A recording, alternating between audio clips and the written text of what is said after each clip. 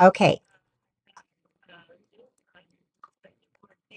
No, just come on, just come on right now. Uh, okay, I don't see you there. I don't see you on Zoom and I don't see you on the other link. So if you could please use the link I just sent you for Ecamm Live, it's through the browser. That will make it much simpler. Okay, okay, okay. I'm not seeing you yet, so hang on a second.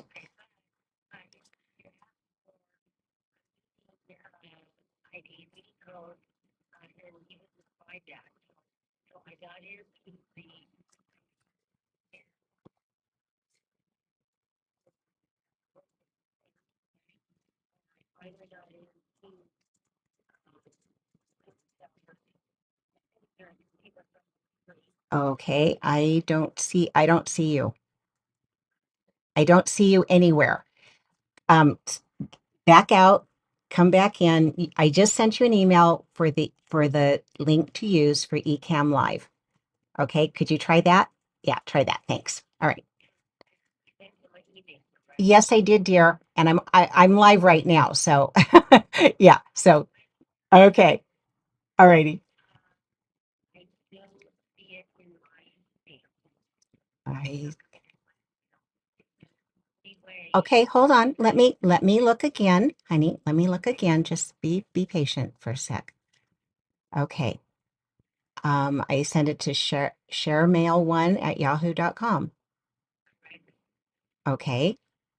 That's where I sent it. I'll send it again. Okay, I'll send it right now. And you should have it.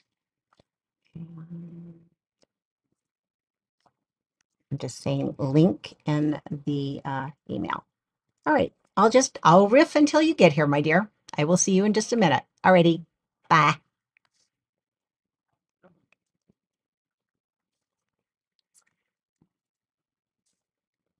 Hello, everyone. Let me just jump right back over here. And yep, once again, we are having fun with technology. So I just want to let you know Cheryl Ann is on her way into the room, and I will bring her on stage in just a moment. What we're going to be doing today at the Buzzworthy Books Power Hour. I'm Judy M. Baker, and oh, you know what? You can't see me because I am not on stage. I am showing you what's coming up. So let me just switch so that you can see me.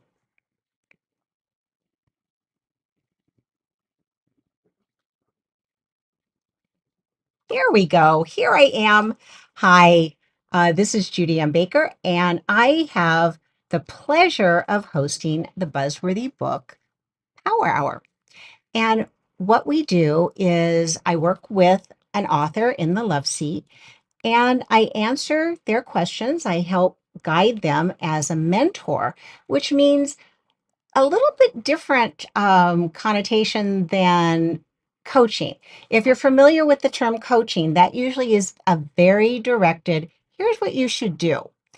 However, in mentoring, I am an active listener, a participant, and my job is to bring out the questions that need to be answered, as well as to help people discover exactly what they need to know and what they need to do to take the next steps in their career as an author. So let's just give her a couple more minutes. And Carol Ann has written 6 books that are historical fiction. And we met through the California Writers Club. If you are not familiar with California Writers Club, it is an amazing group. There are over 22 chapters and about that 2,200 members. And so we've got folks who are all throughout California. I happen to be in Sonoma County, and I'm the past president of the Redwood Writers chapter. We're the largest chapter. Cheryl Ann is part of the Sacramento chapter, and I've spoken with that group as well.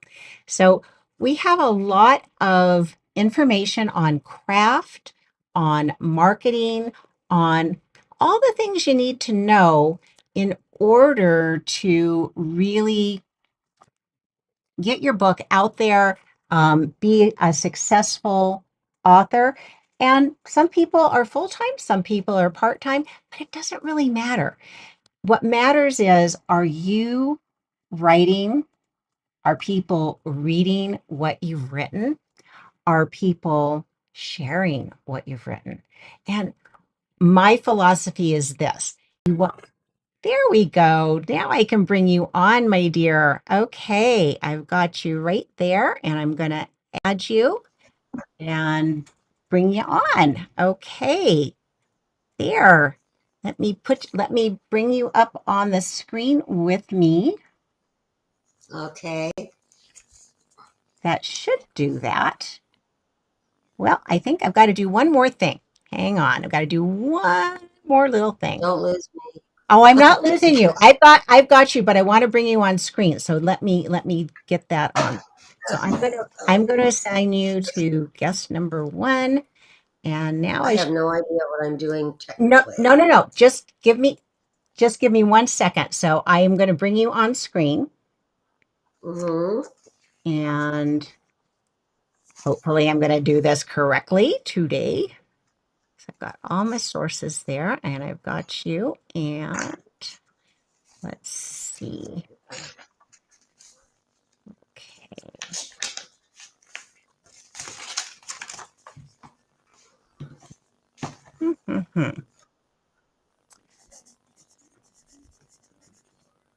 See, I'm going to add, oh, there, I'm going to add, here, make me solo, and then I'm going to add to.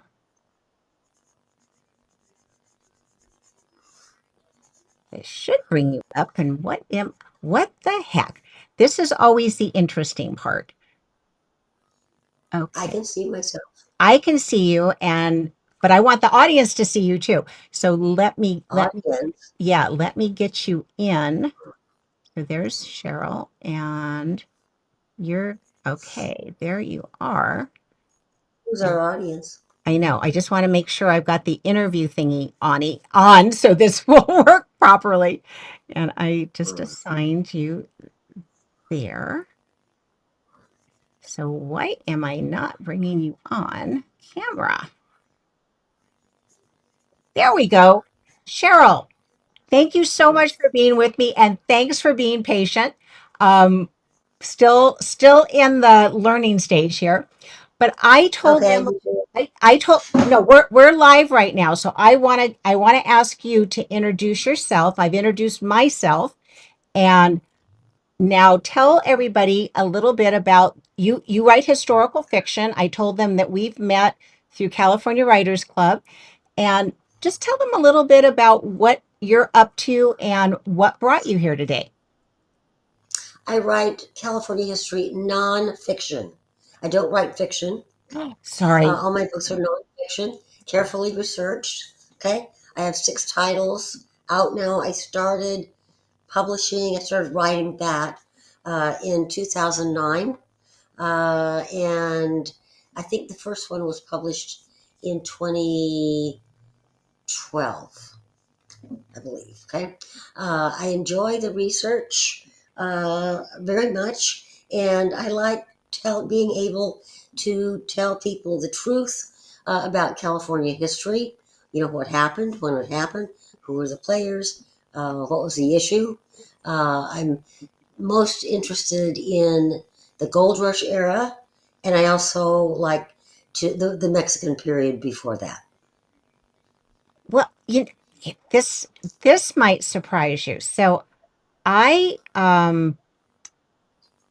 I am a native. I'm a native Californian, and Okay. let me just get me on there again. Oh, Do you live this in LA? well, I live in Sonoma, and Oh, I was born in San Diego, and when I was in Native Sons in the club, Native Sons, for about 10 years with my husband. And Hmm. so part of what Native, and you, I think you might be familiar with them. So Native Sons, part of their mission is to help people understand the history of California.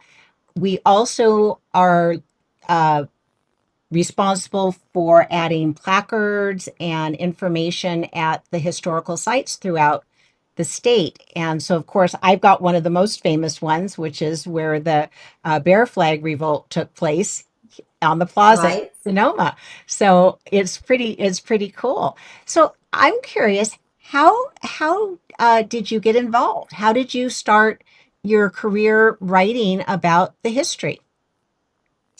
I really have no good excuse for it. I did not like history in high school. Of course, in high school, maybe they're still doing it. The only thing that they wanted you to do is memorize dates, which is not history. I mean, dates do nothing. They just indicate a time so that you can compare other things around it. That's all a Yeah. date is for. Um, I I have always, since I was a little girl, uh, and I happened to read something in probably the Reader's Digest about Egypt, and I became fascinated with Egyptian history. Okay, which Oh, they don't teach. They don't teach in California schools, of course, no. in high school. Anyway, so I went through high school, and I had been a writer since I was a little girl, but little girl stories. Yeah. Um, and somehow, but then real life happens, and I got involved. I mean, I had to work for a living. I worked in the entertainment industry in Los Angeles for several years, and one day I was at a bookstore there in LA, and I happened to see something that looked interesting. It was a book called Anybody's Gold, okay, by what's his name? Lewis, I think.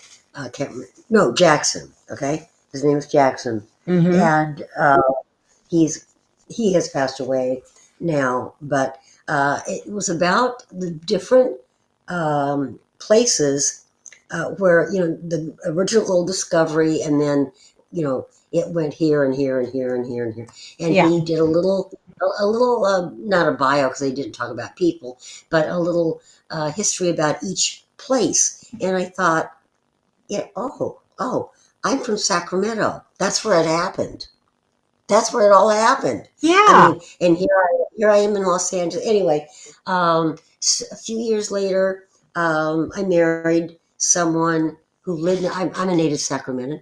I married someone who not a native here, but grew up here. I knew him from high school, so I Yeah. moved back to Sacramento, and that's when I started. Yeah, I still remembered that book, that wonderful book, and of course here I have all kinds of research Yeah. uh, things available here, Right. as you probably do too. You have Yeah. museums and Sutter's Fort. I was a docent at Sutter's Fort for 10 years.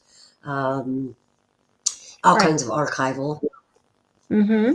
That so I love it. I do. I've gotten passionate about it. Well, I'm curious because you said you wanted some help with your marketing. So Yeah. tell me what have you done, and what seems to be working and maybe where things aren't working the way that you would like them to. The only thing I do.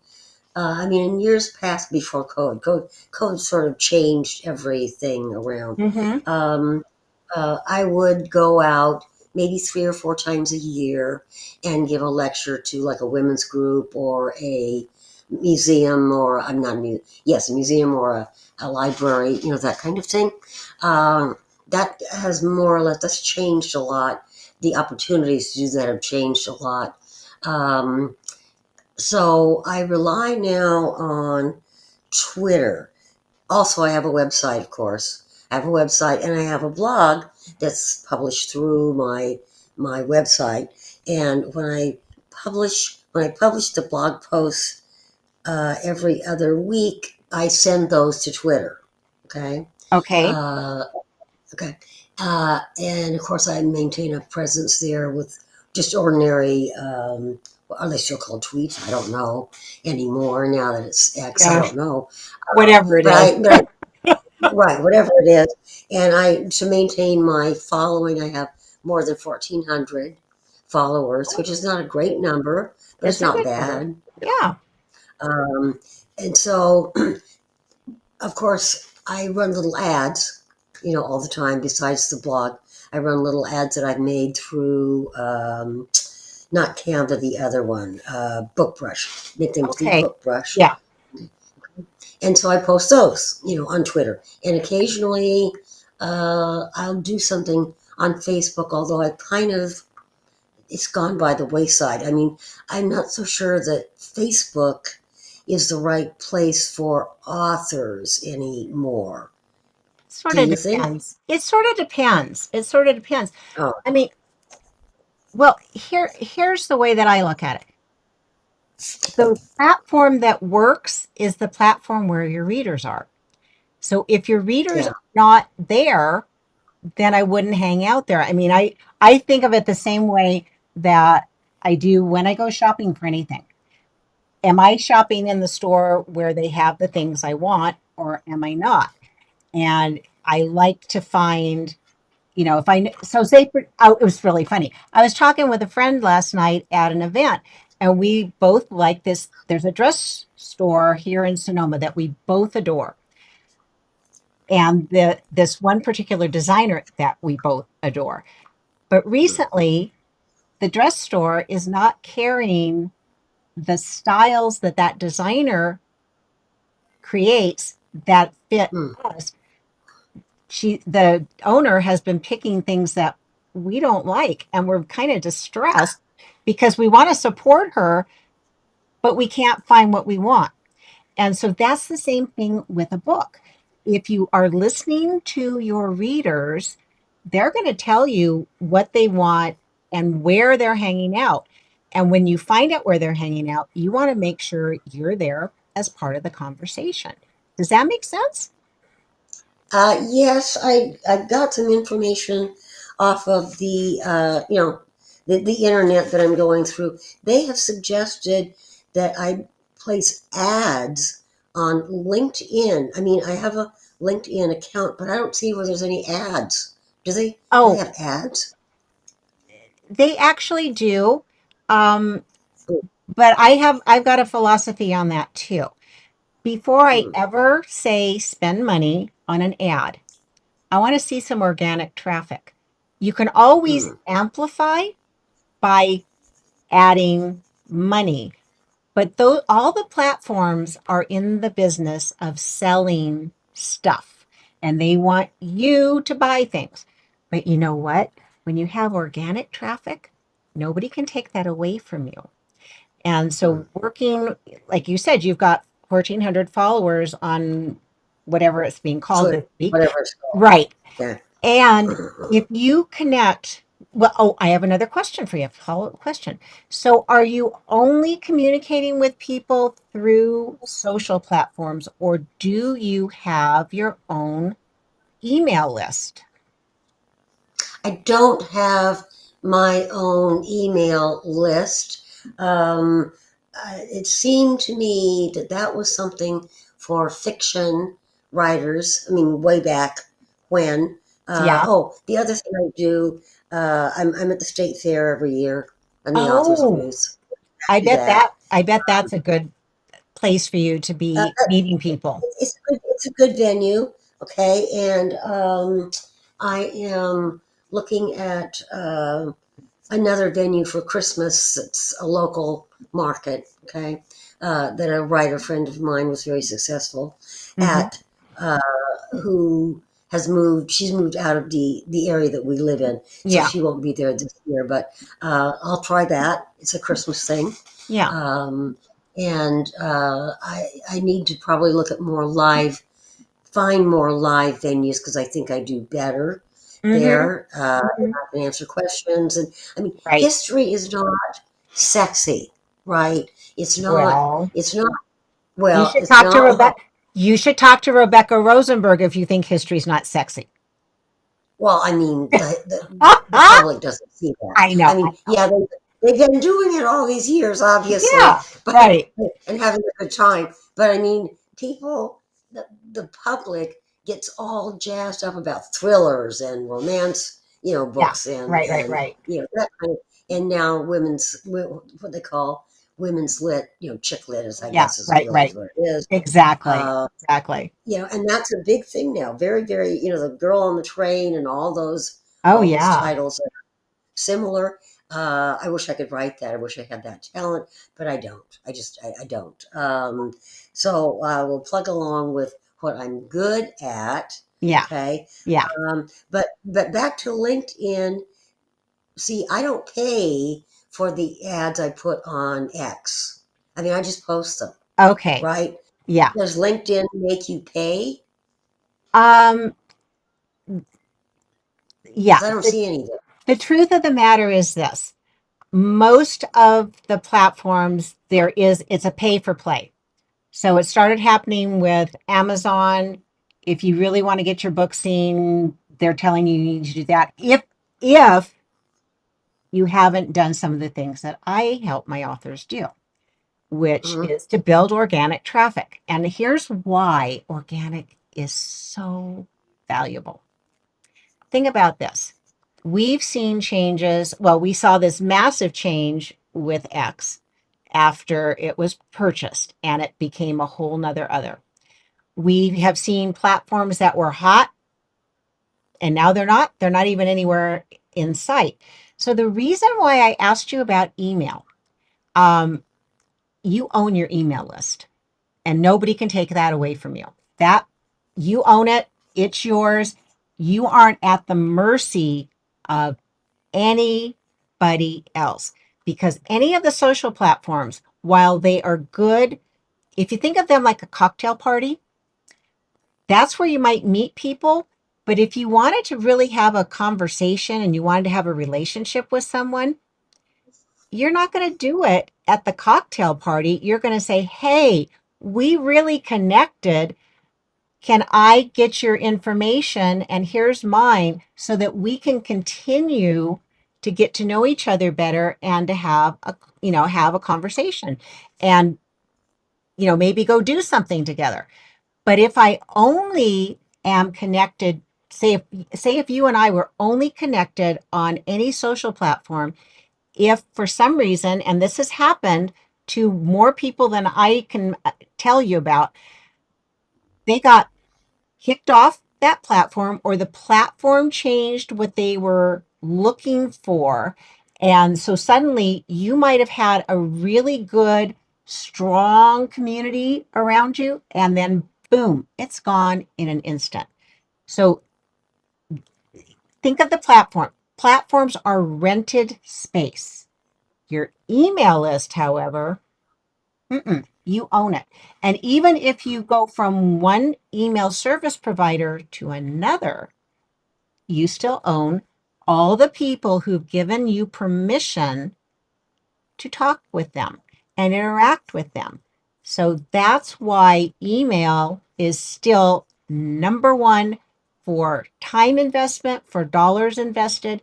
And the cost of having an email service provider is minuscule compared to the information you get because you know who it is, you know how often they're looking at your stuff.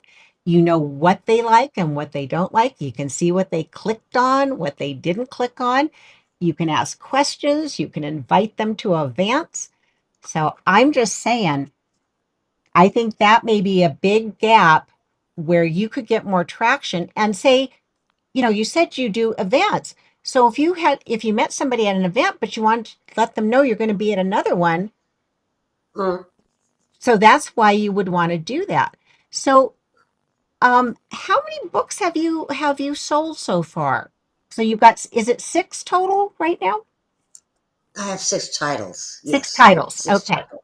Okay. Okay. And over the years, well, I mean, sales have slowed down because my books are older. I mean, the first one was 2012 and then Mhm. 2013 and then my Yeah. last one. is 2020. It was published in Okay. 2020. So they're not, today's, hot ticket. But I still want to sell them, obviously. Yeah. When Yeah. I do sell, obviously, I sell at the local Sacramento History Museum. They Oh, also sell my perfect. books. Yeah. So so I have that. But those sales are, I mean, you're not going to pay the mortgage with those kind of sales, right?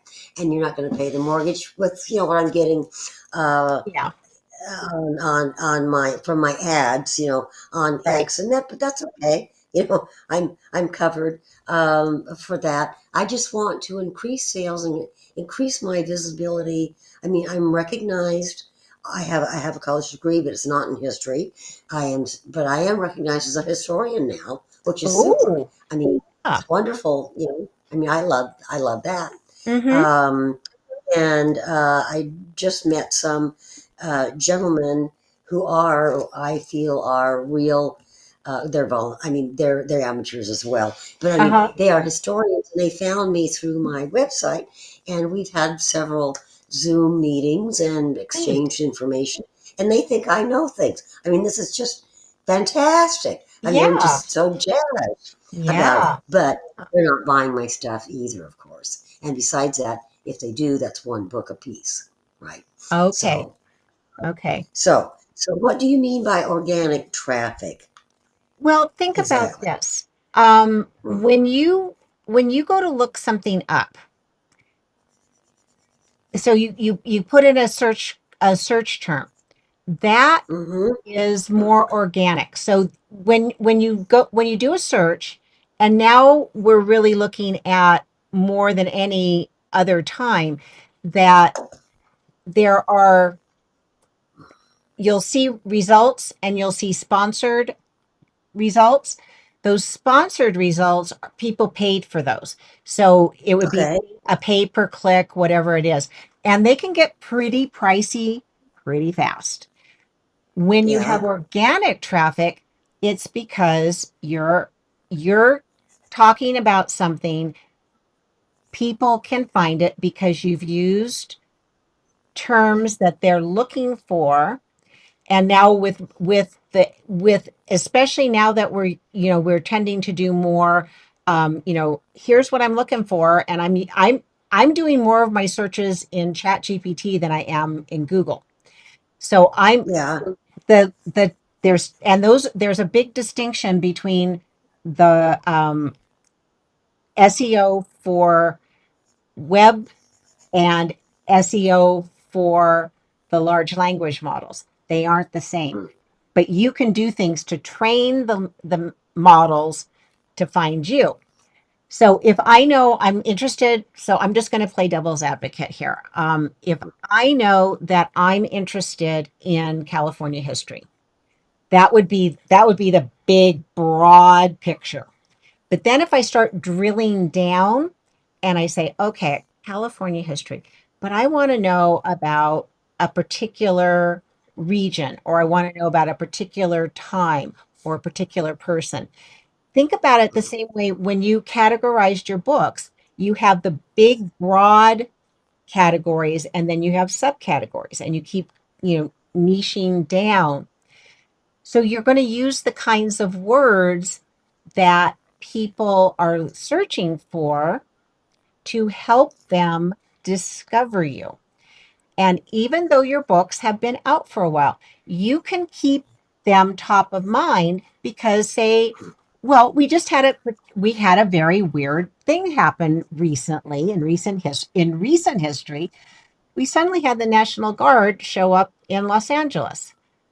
Well, has that ever happened before? I think it did quite a while ago, but you might think about how can I talk about current events and relate them to my books so that you are now building an audience who's interested, just like you said, you're talking to these gentlemen, and there's probably a lot more of them out there. And I know a previous client who wrote historical fiction.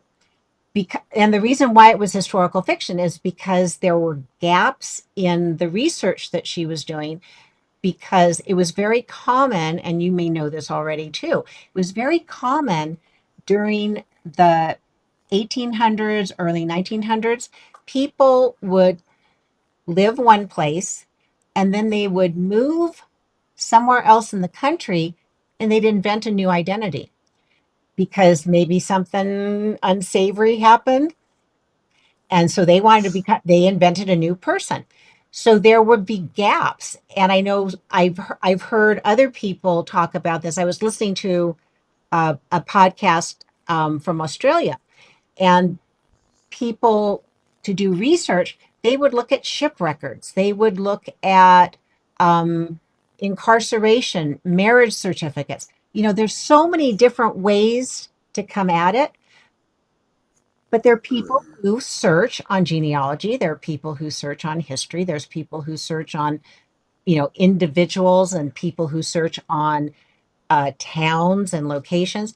So with organic, that is more natural stuff that is happening. So you're not paying for it, but your content is attracting people, and you can continue to build and grow because you've done a lot of work, and you've been doing this for over a dozen years. You have so much knowledge, and of course you can't share all of it at once, but you can start picking and choosing parts of your content that you might relate to something that's going on now. And then, because something that's happening in the news right now does relate, is relevant, you can get people to, oh, you're piggybacking on that. So have you ever done anything like that? No, but that's a very good idea because, of course, Los Angeles has been occupied by the military Yeah, before, uh, in the early 19th century. I right. mean, around the time of the Civil War. So it didn't happen very long, but Mm-mm. wasn't.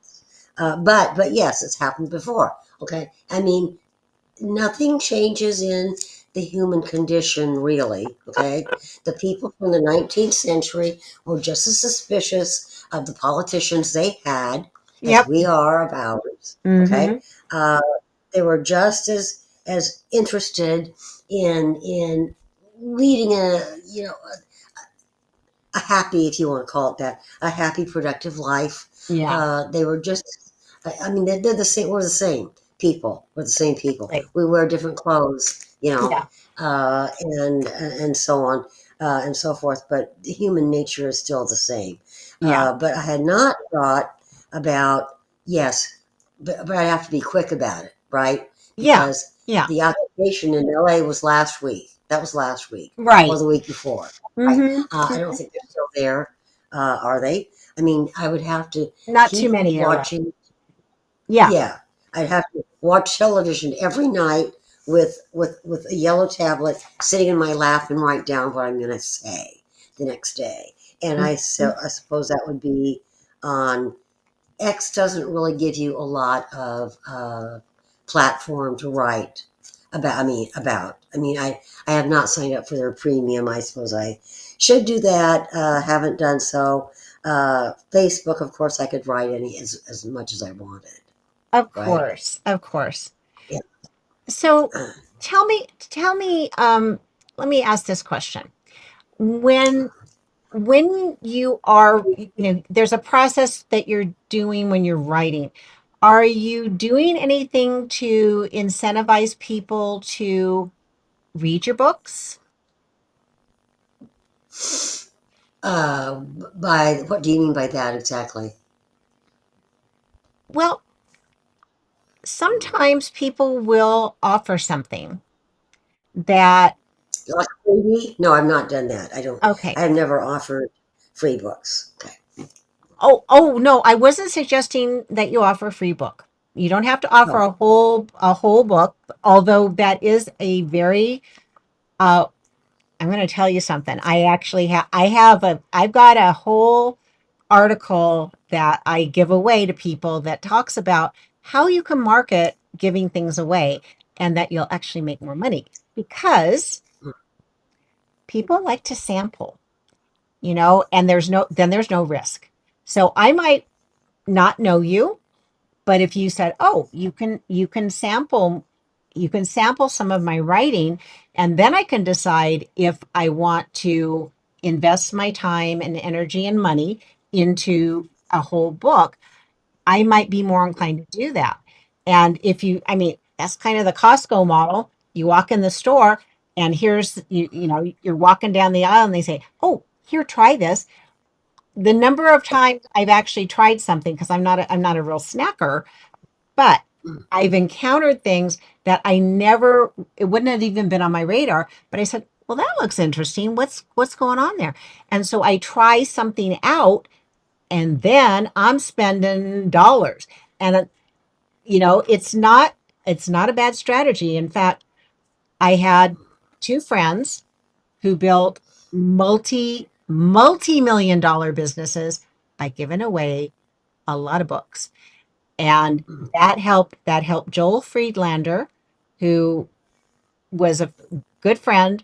We were both past presidents of the Bay Area Independent Publishing Association, and he gave away he in the first book that he published, he had in his marketing budget, he gave away 500 copies of his book. Well, you know what that did? Mm. It accelerated his visibility. He got booked to speak around the world because he gave away a $12 book and made millions, because the book was his introduction to trade shows, to trade fairs, to conferences, to being a keynote Mm. speaker. So he didn't look at, this is how much this book costs.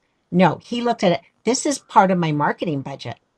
So that's what I'm suggesting, that there's a lot of things you can give away that aren't going to cost you anything. Doesn't have to be your book, but Mm. you know a lot of stuff. What do you think you might give away that you know? That's a good question. I would have to think. I would have to think about that and what would be the best way to do that. I mean, it sounds to me like the gentleman who gave away that book was doing so because he wants to be invited to events or he wants to lead events. He's doing that to get to some other goal, not Oh, writing, not no, writing, no, no, right? no. He sold a boatload of books, and his book on self-publishing is one of the best Oh, books out there. No, and he's passed away. His book is still selling mm, because he used evergreen principles. He This is what he did. He and I would show up every month to our BEPA meeting. He would take notes. He started listening to we had a Q&A session every a Q&A session. Sound familiar? Every meeting. mhm, He listened to what people were asking. And so he would answer their questions. And then he did the same thing when he published his book. He listened to that. So I'm suggesting to you, look at what kind of questions people ask you when you meet them in person, when you are having conversations on social platforms. Listen to what they're saying, and what could you give them that they are talking about. That's one of the ways. So if you okay. just take a second and think, what are some of the, frequently asked questions that you hear? Anything come to mind? And well, I'm not right now. It's not entering my head. I have so many. Like you said, I have so much Yeah. information Yeah. that it doesn't. It's to the point where it doesn't spring out. Uh, I do have my one of my interests in history is are the pioneer women. Okay, who came Oh, across country. I yes. have an enormous database that I put together myself about who they were and what year they came. I know what year they came across. I know who they're married to, if they were, Oh, and whose daughter they were, and I could do something with that. I've already oh, given it away free to the library okay. years ago. I gave it away free to the library, which means, Oops. and Yes. since I did that, that library took my fifth book, okay, and Yeah. made it their book of the week at the California Okay. State Library. Okay. So that was a Um, reward. well, see now, are you getting kind of the way that I approach this? I look at what are you doing? What are your interests? And what are the interests of the people you appeal to? And you give them more of what they want. But if they don't know you yet, how might you attract them? We all are subject to suggestion. And the best example I can give you right now is from the movie industry. How long did you see promotional information for Wicked? How long do you think that was? I'm sorry, I don't know. Oh, okay. It was a full year. Oh, They were wrapping up production, but while that process was going on, so that's the equivalent of your writing, while that mm, production process was going on, they were telling people this is coming, here's a preview, here's this, oh, here's all these other things that go with it. And that's basically the whole model in the world of entertainment is you aren't just selling the experience of that event. You're ramping people up, you're getting them excited. You know, people do it with their books, people do it with music, mm-hmm, and they are telling you it's coming, it's coming, it's coming until you're salivating, waiting for the thing to happen, and you're trying to give them money so that you can get the thing. And every author can do that, and so few do it. But we've seen this whole expansion with Kickstarter campaigns, which is it's a marketing campaign. It's, don't kid yourself. That's what that is. But you can do it with existing books. You can do it before your book's released. You can do it after a book is released because maybe you're giving something else. I mean, we just were celebrating the 50th anniversary of Jaws. And right, I know, right. and even crazier, I had gone to a play on Saturday night and I knew there was a harvest moon and I happened to love Neil Young. And so Mm. I said, "Oh, Spotify, please, put on Harvest Moon." And there I'm looking and it's saying it's the 50th anniversary of that album. Talk about I'm feeling pretty old at this point. But that breathes new life into something that, you think, well, God, that's how old? But we have books that we've been reading that we're aware of that have that are thousands of years old. And why are they still popular? Because they're still relevant. So you Mm. have so much value, but you've been sharing it here and there. But I think you can do more with it. So we've got about 5 more minutes because I have another event today. Actually, I have two more events today. I've got a Buzzworthy Book Bistro at 2 o'clock, and at 3 o'clock, I've got another Power Hour. So, Oh. what else? Why don't you ask me your most burning question, that something about your process and what you would like to get from your books and your marketing that hasn't happened. Uh, I don't know how to phrase that, especially Judy. I was looking at the information I took from. I'm not on Instagram. Should I be? Um, I was looking at that. That's Mhm. supposed to be. I would have to really study what to. what to say on the thing. Okay, Mhm. obviously, it looks to me like it's a lot of pictures. Okay, rather than a lot of text. But it's the same kind of thing, probably as Facebook started out being. Right, it's a Yeah, way to communicate electronically and share your life. And I people on Facebook still to this day uh, exchange pictures of themselves out to lunch with friends and and yeah, that kind of yeah, thing. But I just need to maybe I need because I'm a technical dinosaur. I mean, I've learned to do what I have to do, right? yeah, To post here and there. I mean, right. you saw the trouble we had. Oh, Okay. that was not, Um, don't, no, don't even go there with that. well, I entered all this stuff, and then it asked me for a meeting ID, and I thought, I don't have one. I I don't. know, I So know. I get it. No, I anyway, get it. So but you feel like you've got some challenges with technology and you're yeah, curious about where should you be, putting energy and effort. And it depends on, I mean, you could spend every minute of every day trying to reach people.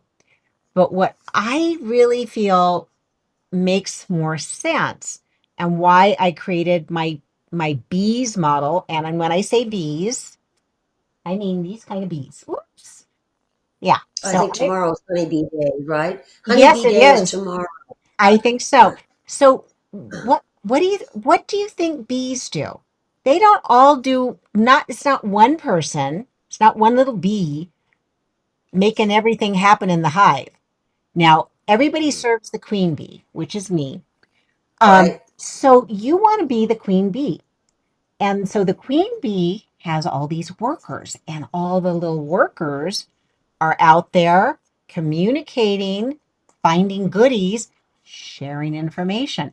So your job as an author becomes write the best material you can, but what you want to do is build a community that can act on your behalf in addition to what you do.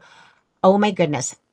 Hey, yes, I my person just showed up in the waiting room, and let me just okay, let her know I will be there. You know what? I'm not sure how to do that part. Um, I'm gonna let her know. I'm gonna let her in. She's about awards, so I'm gonna let her in the room. So she's here. Carol, we're just wrapping up. I'll bring you on screen in just a second, so she can see me. So we're good. Anyway, so okay, so all the little bees are out there, but bees communicate. They don't try to yeah, do it alone.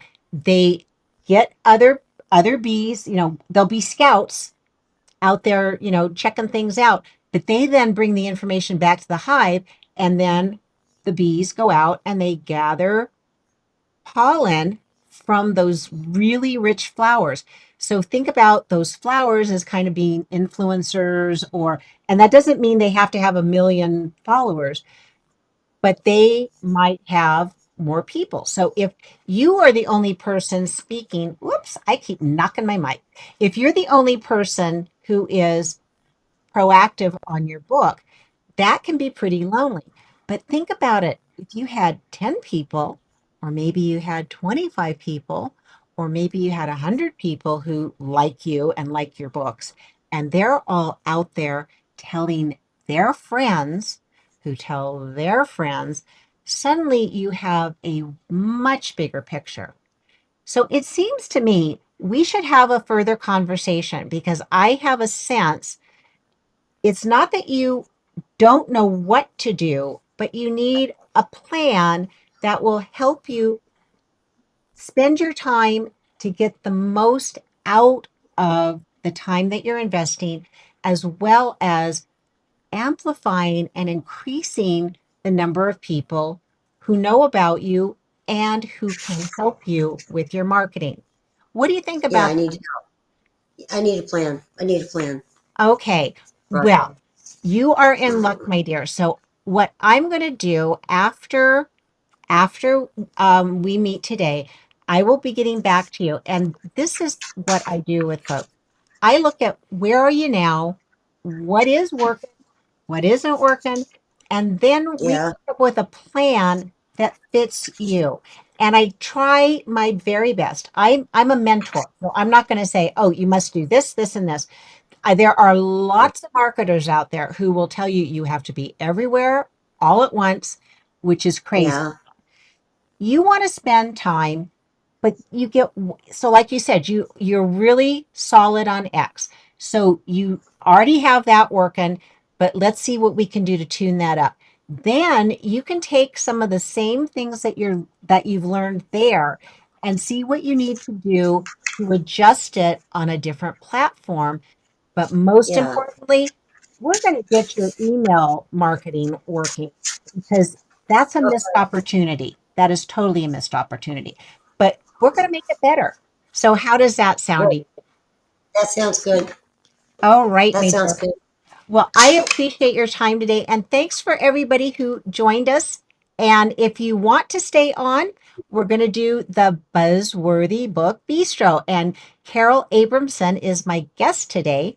And she's going to be telling us all about how to crack the code for book awards. And book awards are just like those little bees, they spread the honey. So thanks so much. I appreciate you being here, Cheryl. And with that, I'm going to end this broadcast and we will get started on the next one. So Okay, and you'll be back in touch with me I will be later. back in touch with you within the week. And if you think of any questions we didn't cover, just send me an email and I'll be glad to see what I can do to help figure those out. Okay? Thank you. All Thank you right, so thank you. much. Okay. Bye Bye bye. bye.